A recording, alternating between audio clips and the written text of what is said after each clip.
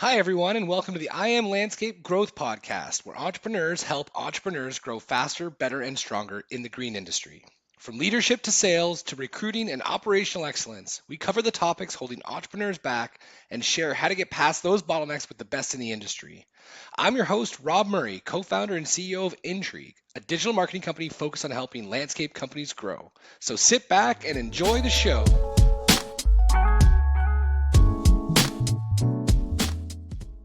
Awesome. Welcome back to another episode of the I Am Landscape Growth Podcast. I have an amazing guest with us today, Ashley Paladino. Thank you so much for doing this.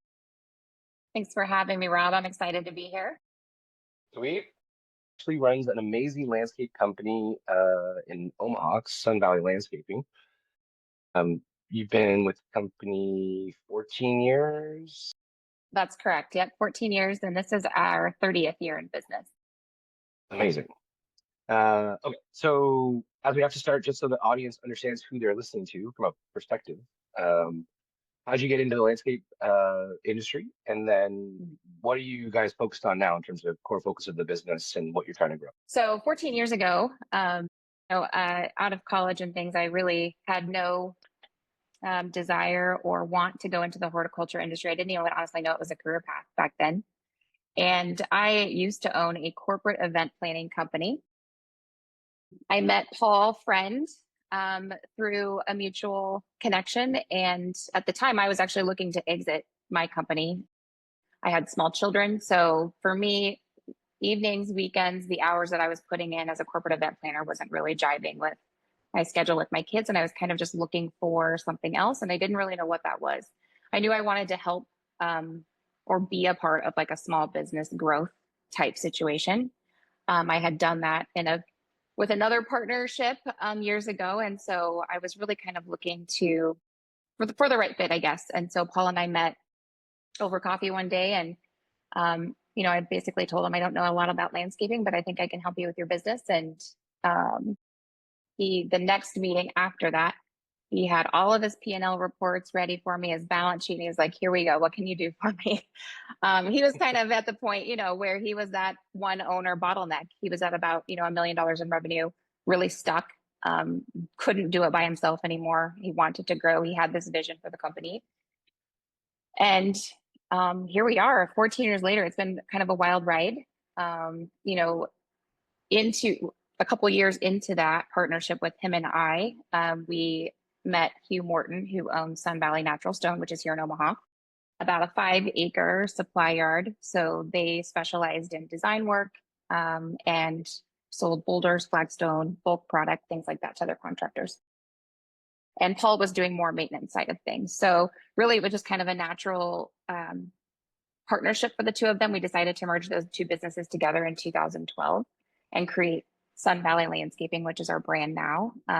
And Sun Valley, the name is actually just a little area here in Omaha that's known as Sun Valley. So we just stuck with that, and it sticks with the area of town that we're in. But yeah, 14 years later, I'm the COO now. I started out in business development for the company, focusing on growing the business and marketing. I transitioned to general manager about 5 years in, did that for most of my time here. And then most recently in the last 2 years, we've, reorganized the business. I'm now the COO, focusing on general operations of the company. And Sun Valley, our core focus really is we're really connecting with the commercial side of our community right now. So we're really honed in on building new relationships or, rekindling old partnerships that we used to have, and really focusing on how to grow the commercial maintenance part of our business.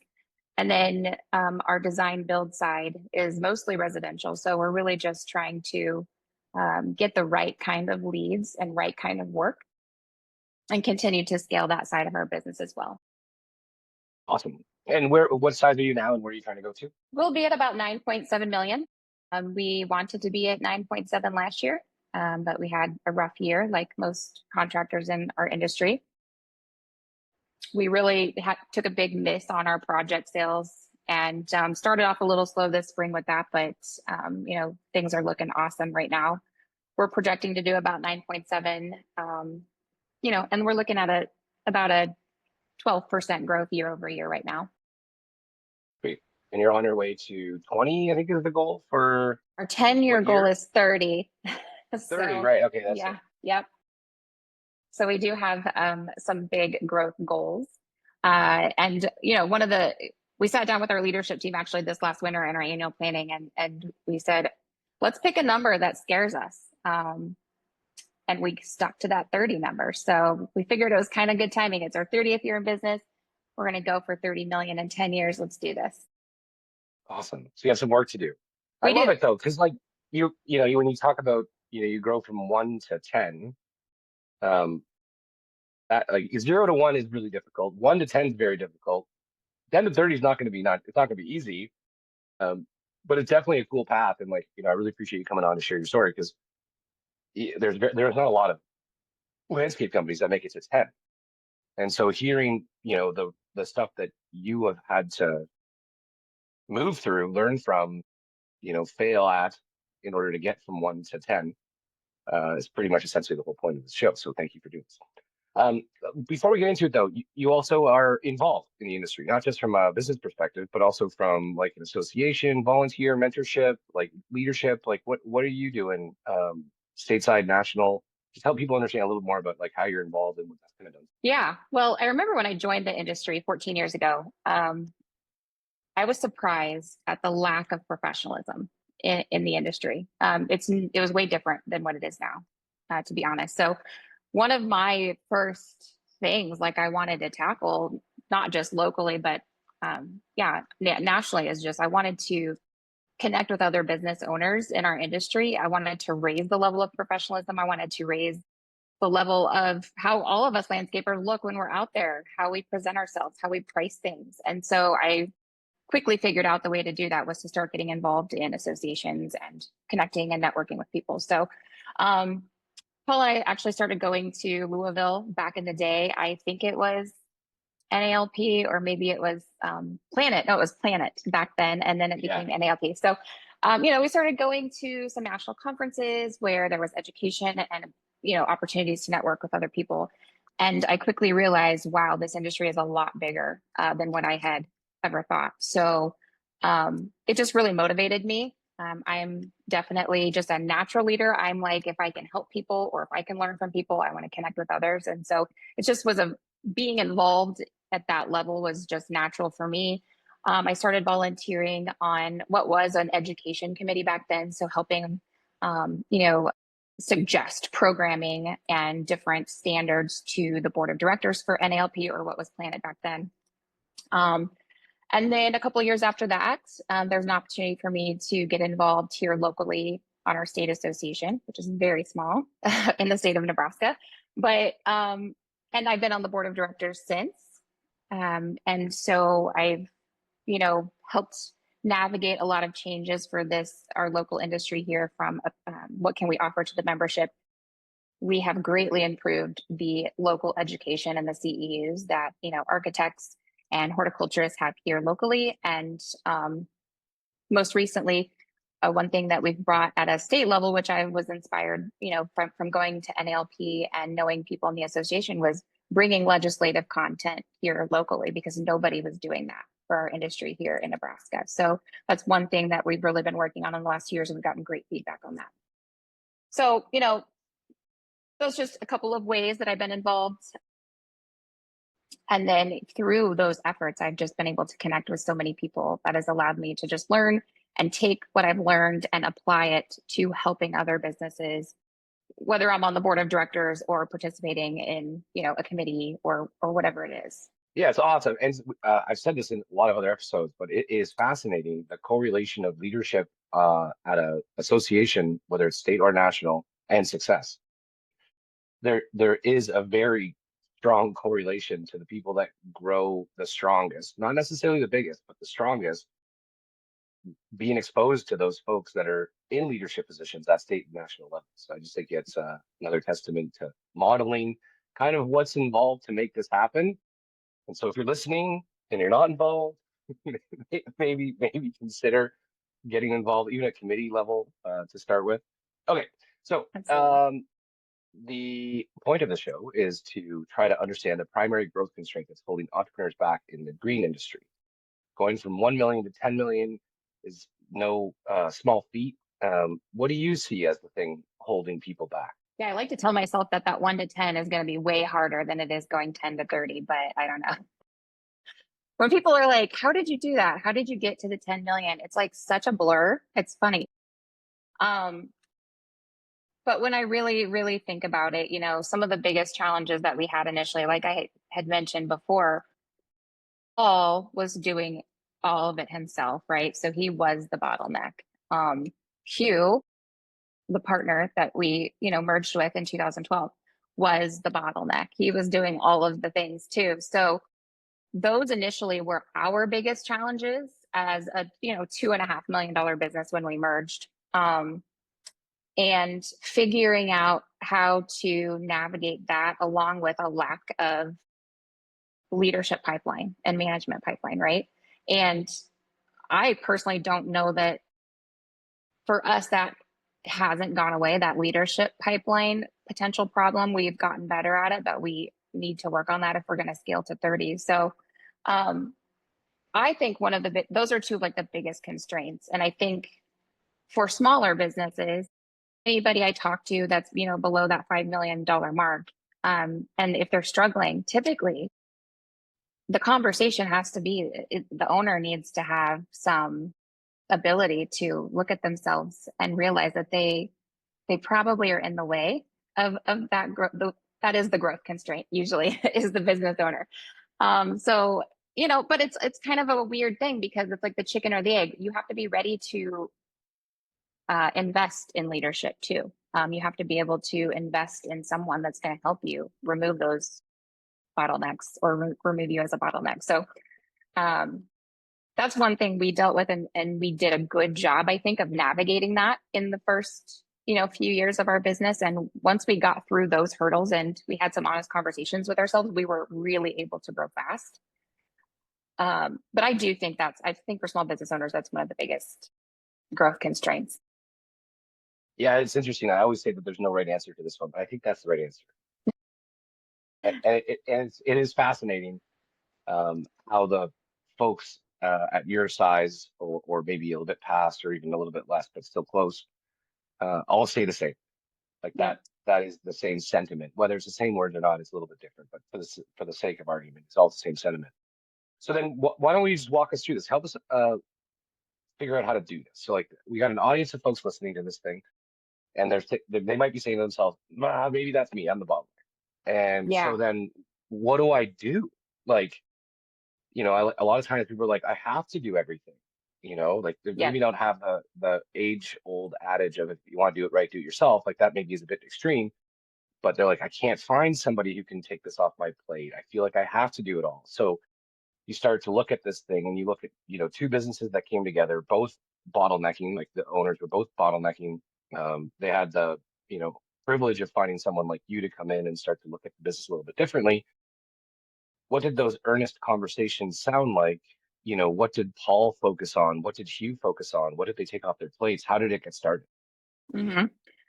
Yeah. So I think for a lot of business owners, this is your baby, right? So it becomes, in my opinion, a very emotional conversations at some point. So you have to somehow be able to remove the emotion out of it and the lack of trust and just kind of look at the facts of, you know, what are your strengths, Paul? What are your strengths, Hugh? Where should you focus? Where should you focus? What can I do to help the company grow and, you know, remove roadblocks for others? So those were some of the initial conversations we had to have, and they were really tough conversations. Like I think that's why people either don't do them, fail at them, or avoid them, right? Like it's just it's uncomfortable. Like I am a very straightforward person, so for me, I got really good at having those uncomfortable conversations because if I figured out very quickly that if the more I could do that and push and keep pushing, the quicker results I would get. So I quickly learned that it's okay to like keep pushing. So I think when you are, as a small business owner, when you are looking at bringing in somebody that you're going to really have to trust too, right? It is a trust thing. So I think if you can have open and honest and conversations, that trust builds very quickly. And then as business owners, when you have to let go of things, or when you decide that you're going to let go, it becomes a lot easier because you've built that trust. You've had those hard conversations. Um, one thing for us that was big in the beginning is like, all right, who's accountable for what? Who's going to be accountable now? I'll tell you right now, at the size we are, we do have some accountability issues with different things, but I think that back then we didn't really know what accountability looked like, and we worked really hard to decide what that was. And I think that that's important.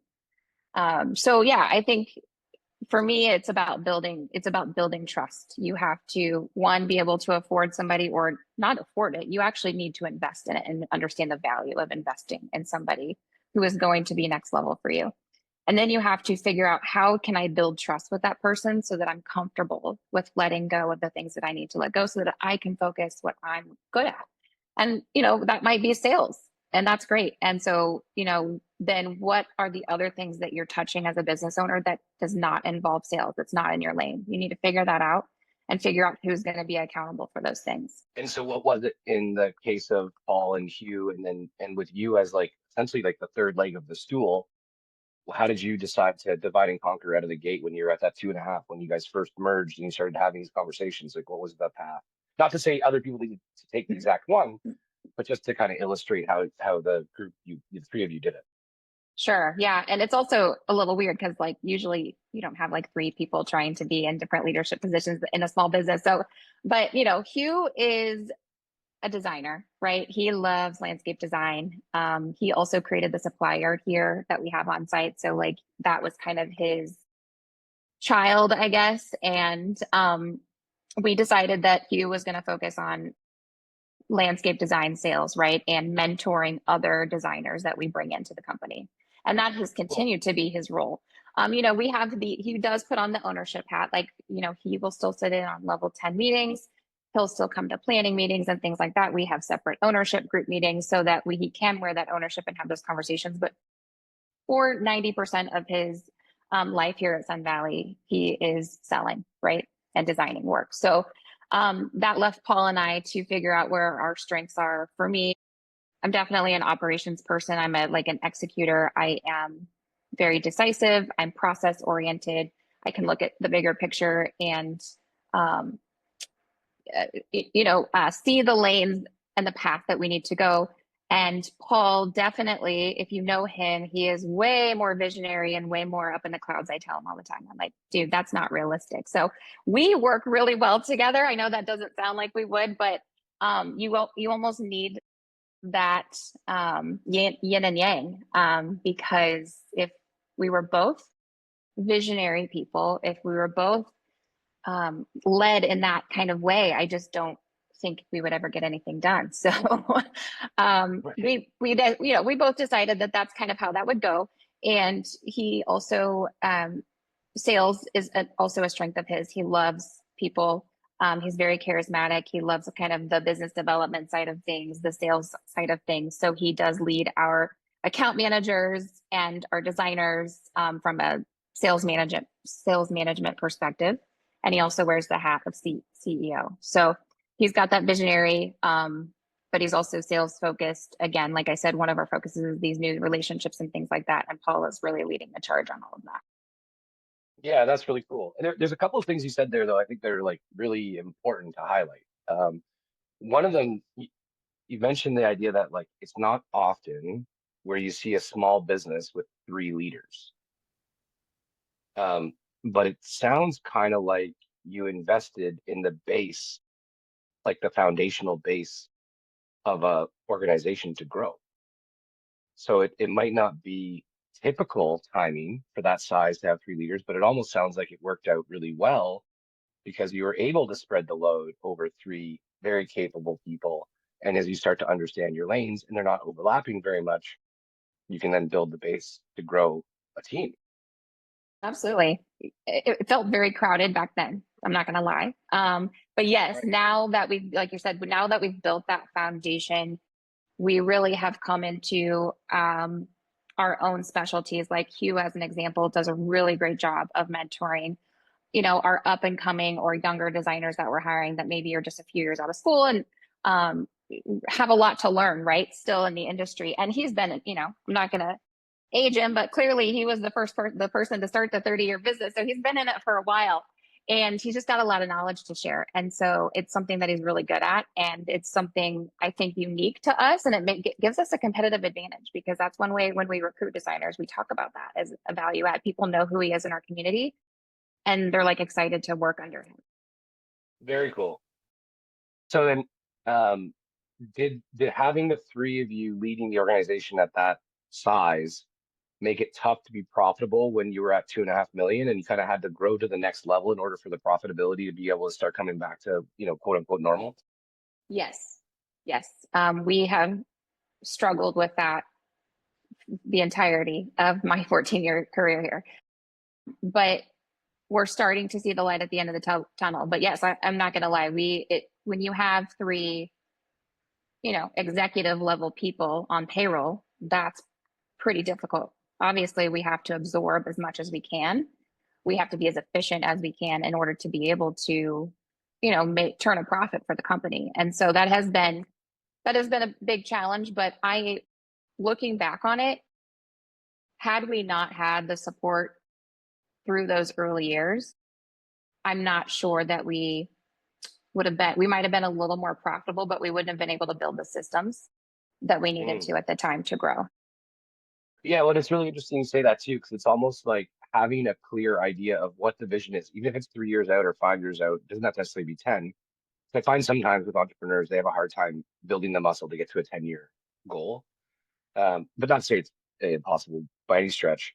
But I think that's where it becomes an interesting factor. And I've always struggled with this balance of like building for the future versus like building for today and like being like really profitable now versus building an infrastructure for being more profitable later. But we've always run into this like bad habit of like continually pouring foundations to continually be for tomorrow. And it's like at some point we need to realize the fruits of our labor. Like, how does that live out with you guys? Well, just to be clear, we weren't paying ourselves very much in the beginning of our partnership. Like Paul was taking very little, Hugh was, we were all just like, so at some point, I think it was like a few years in, we all decided like, all right, we need to make more money. We are working really hard at this business. And so we kind of did that without a good plan in place, and which obviously then we didn't make a lot of profit. So, but now we have a really good plan in place to what you're saying, Rob, is now we can see where the fruits of our labor are going to come in, how we're going to get there. We've got, like you're saying, we've got our 3-year plan. We know where we should be in 5 years. We're laying the pipeline for future leadership. We're already having these discussions for like, okay, what does it look like 5 years from now? Who's going to be our sales manager? Because it's not going to be Paul, when we're sitting at 18 million. So, having those plans in place and the leadership pipeline helps us plan for those expenses, right? Or those additional investments. And then we can kind of see, where that profit's going to be finally, right? After all these years. No, I think it's just really cool because you have been pouring foundations for growth. Like it's difficult to build something big on a weak foundation, right? And there was something else you said that I found really interesting. And it kind of you referred to it through Hugh about the idea of like him being the lead designer and trainer and doing design sales, but he also has his ownership hat and joins the L10s and like the strategic planning sessions, whether quarterly or annual. And just in the way that you described it, it sounds like something that a lot of people miss, which is the idea that as an owner, there you are distinctly at least two roles. One is an owner, which is not operational by nature, and then there's an operational role that you usually take over or run, but they're different. Yeah. And a lot of people I don't think separate them. It took us a long time to realize that they are different. So can you just help people understand like what is the difference and why is it important to maybe separate those two out a bit? Yeah. Well, for Hugh, when I took over as general manager years ago, one of the hardest things for him was to kind of step back more from the operations. He was used to, for example, running his own crews. I put a kibosh on that very early on. I separated sales and production for many reasons. So that was a really challenging time for us in our relationship, and we butted heads a lot in that decision and how that rolled out. But that was really hard for him. And now where we're at, I think he is really comfortable with that. And we're able to have conversations that are more ownership focused.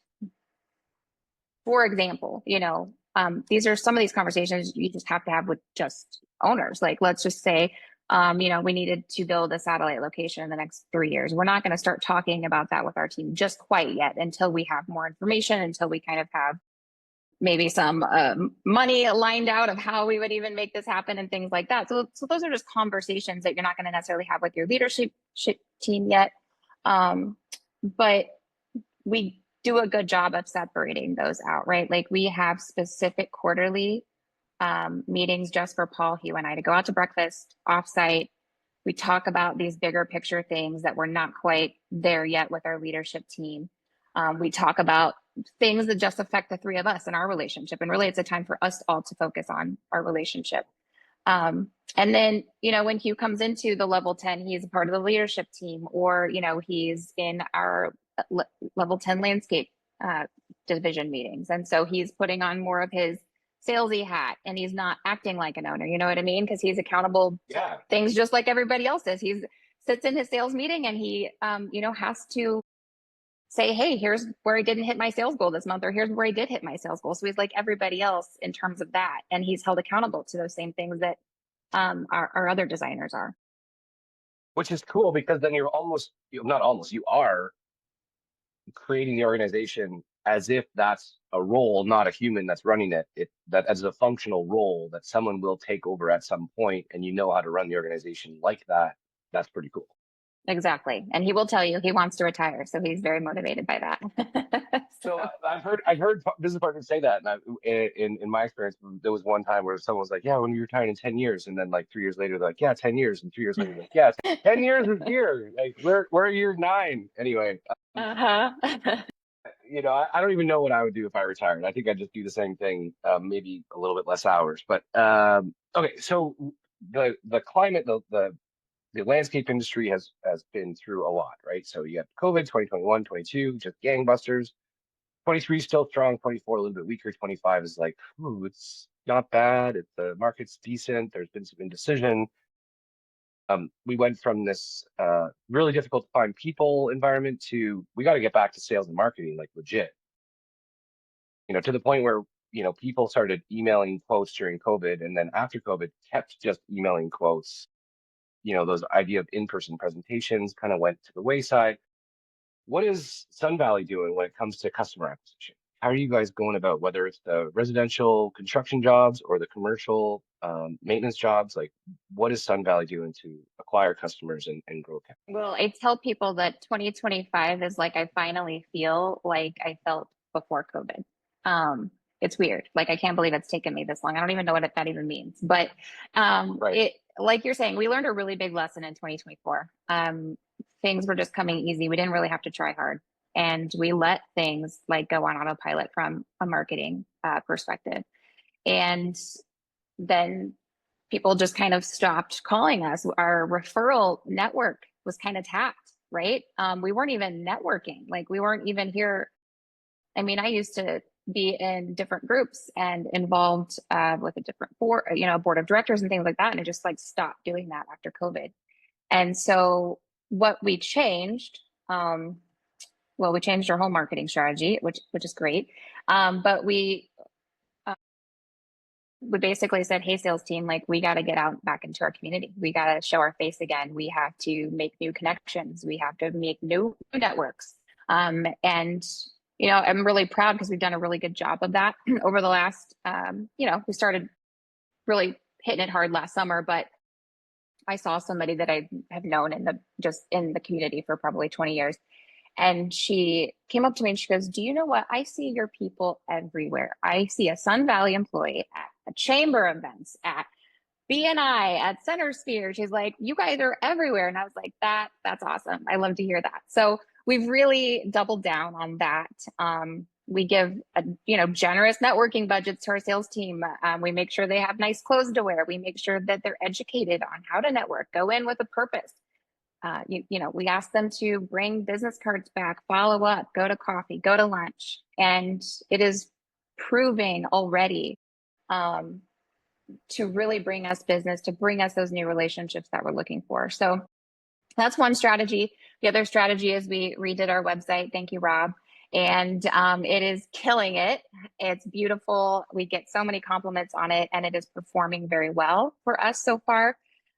So I just am expecting and looking forward to those results even getting better as we go on, since we just started that here this February. But those are two major things that we've done. We did increase our marketing budget as a percentage of revenue, which we weren't spending enough. We weren't spending the dollars in the right places, essentially. So we really changed. We had to take a hard look in the mirror this last year. So we learned a big lesson. I don't know. Yeah. When things are great, they're not always going to be great. Right. So have a plan. This too shall pass. And also the flip side, when things are bad, this too shall pass, right? Like 100%. there's a really cool video of Tom Hanks at a round table talking to a bunch of celebrities about how when it's super high and super good, it's like, just stay humble because it's not going to be this good forever. And when it's totally shit, hey, keep your eyes on the prize because it's not going to stay like this forever. One of the things that is, there's a follow-up question, but I want to just come back to what you said there because some people forget this, and to the point where I built a roadmap for people to go from 0 to $1 million growing a landscape business. I'm about to finish the $1 to $5 million roadmap. But and a lot of people are like, I have $5,000. What should I spend it on? To invest in marketing. And I'm like, do you have a golf membership? Like, do you want high-end customers? Can you swing a golf club and you have $5,000? Like, get a membership at your private golf club. Go meet people that you want to do work with and hang out with them and join a committee and help. It sounds dated, but it's timeless. Zig Ziglar, right? He said, if people like you, they'll listen to you. If they trust you, they'll buy from you. And I can't find a better way to build trust in a community than to help, to not only show up, but to get involved, whether it's a committee at the, Chamber of Commerce or at your private golf club or a fundraising dinner or whatever it might be. We saw this time and time again, and we grew Intrigue to about 3 locally on the backs of essentially what you're talking about, being everywhere. We heard that comment. Sure. Crazy.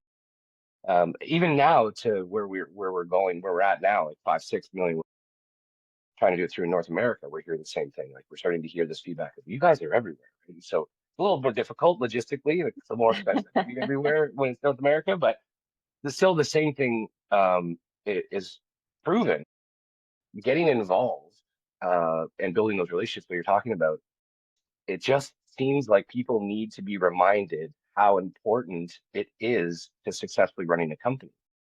And the reason I say that is because, we've had people work with us and they're maybe too small or whatever. And they're like, why aren't we, growing like crazy? And one conversation I had like a month ago, I was like, well, there's lots of reasons. Let's go through it, whatever. But I was like, so what Netflix show are you like watching right now? It's like Peaky Blinders. We're like fully into it, which is a great show. And I was like, well, if you're worried about growing and you don't have enough right now to make a good year for you, what else could you do during that time? Instead of absolutely. Anyway, so I just really appreciate the reminder that you're bringing to people about getting out in the community and building these relationships one, handshake at a time. Well, I think it's an opportunity to build credibility.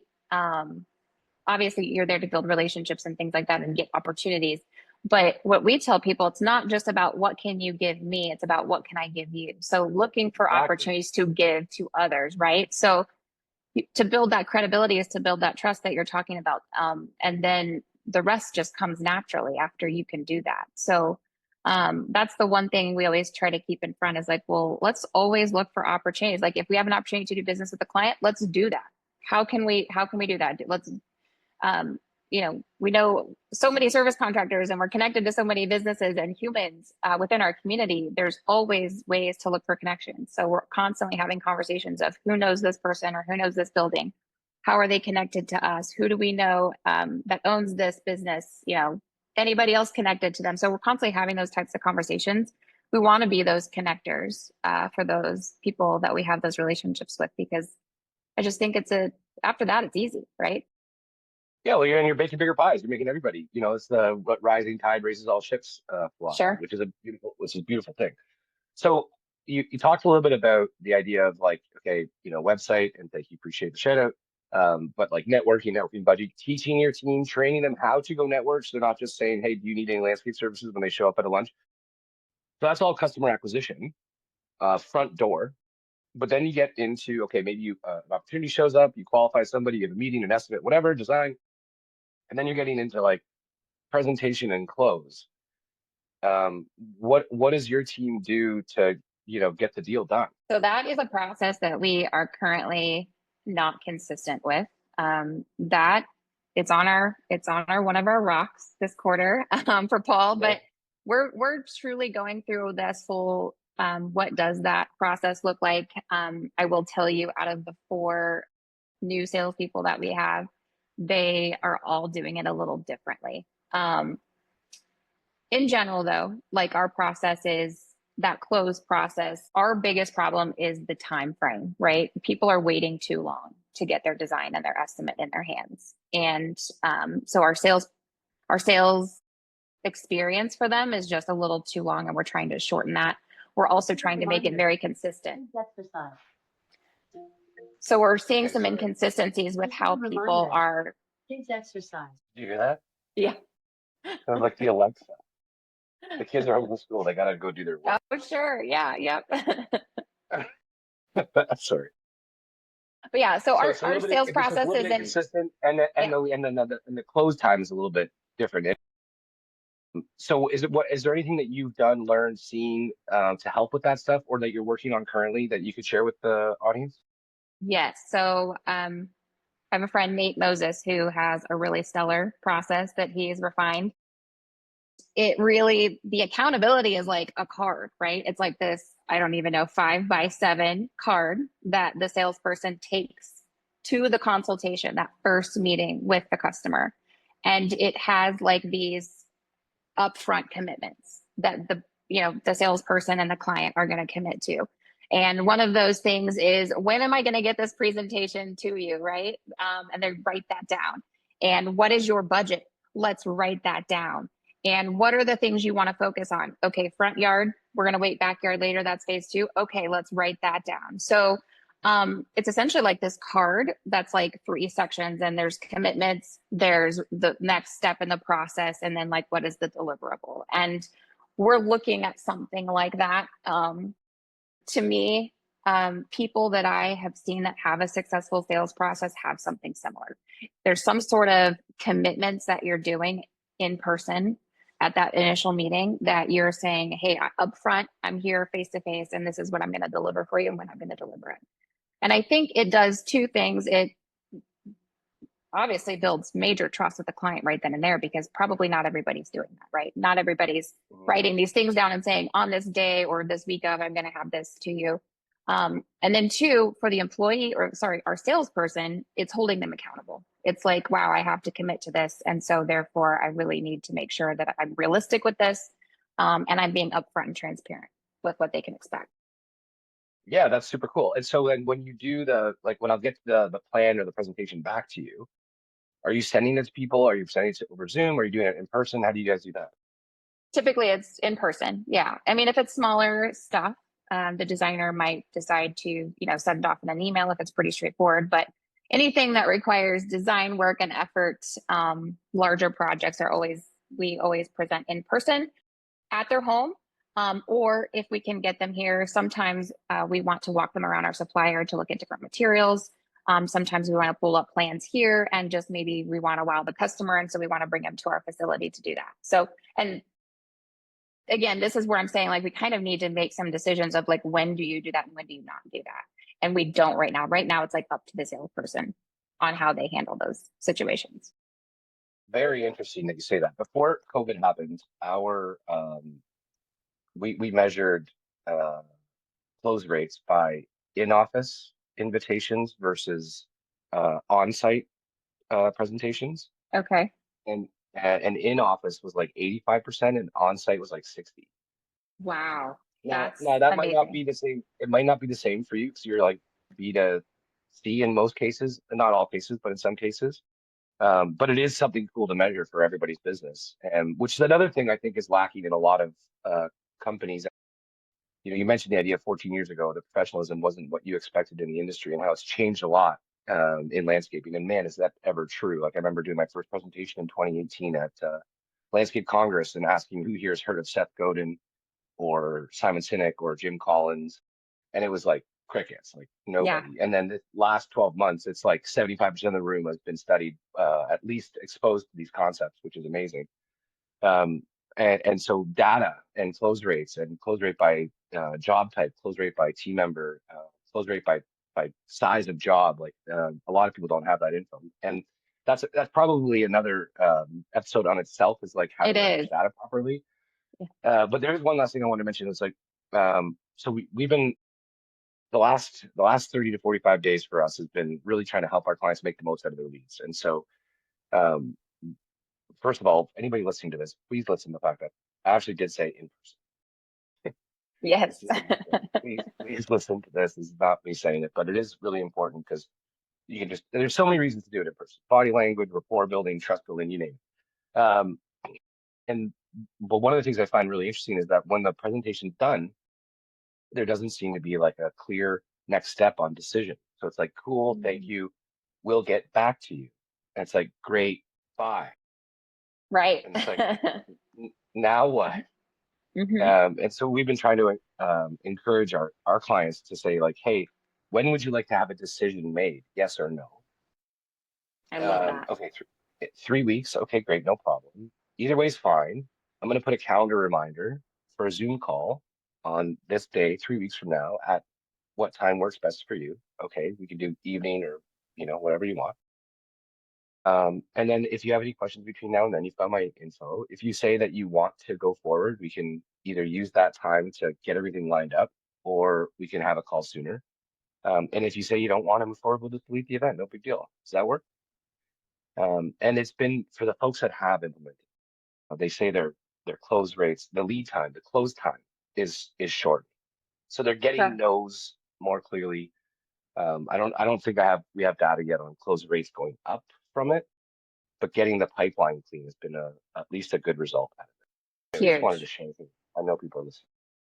Yeah. I mean, when we have our accountability meetings, um, one of the biggest things you'll hear from a sales team, or at least our sales team for a while, was they haven't gotten back to me yet, or they kind of ghosted me, or I haven't heard anything in 3 weeks. I sent them an email, I called them, I shot them a text or whatever. So here's another fun little tactic, though. If you do get in those little predicaments and you are getting ghosted, one thing that we found that works is you just contact them for like the last time, and you just say, "Hey, I'm just closing this file. Just wanted to let you know, please reach out to me if you need anything." And people have been very responsive to that. They're like, "Oh, wait, wait, wait, wait. No, no, no, don't close the file." Not that even, no, that doesn't even really mean anything, right? So, It's still but it it just works sounds though. so official and it sounds so final. I think that people are like, "Oh, wait, sorry. Let's get on a call. Let's talk about this." Well, and the beautiful thing about that psychologically is you're saying, I'm cool with us not doing this. Yep. You can Yes, tell me no. exactly. Yeah, And I know it's absolutely. tough for people to do that, so I'll just do it. And they're like, wait, no, no, no. I do That's want not to what I do this, mean. which is great. Okay, so Yeah. we're almost at time. I gotta ask one last question before we go. What's a resource, speaker, author, somebody that kind of has inspired you over the years that you'd want to share with the audience? Gosh. Well, one recent person that I just started, well, not started, I just finished one of her books. But the more I read about her, Mel Robbins, I really enjoy her. I just think she's super down to earth. She's very about like the psychology of humans and getting down to the nitty gritty. So I just finished the Let Them Theory book, and then I just started looking her up and finding all these other things. So I'm gonna do her earlier book, which I think was like the 5-second rule. It's kind of like a decision making tool. Yeah. So I actually have a couple of team members who have problems with that. So I might be recommending this book to them. But I don't know. I really relate to her. She's very easy. Like I'm a big audiobook person because I like to listen to books when I'm either walking or driving my kids everywhere for baseball games. So it just works for me. But she just is I think she gets down to the psychology of humans and how they operate. And I've learned a lot from her. Epic. Love that. And she has a podcast too, right? Yes. I'm not sure what it's called, but I think if you just search Mel Robbins podcast, you'd probably find some epic episodes. So thank you for Yeah. that. And thank you for doing this. Really appreciate it, Ashley. Thanks, Rob. Appreciate it.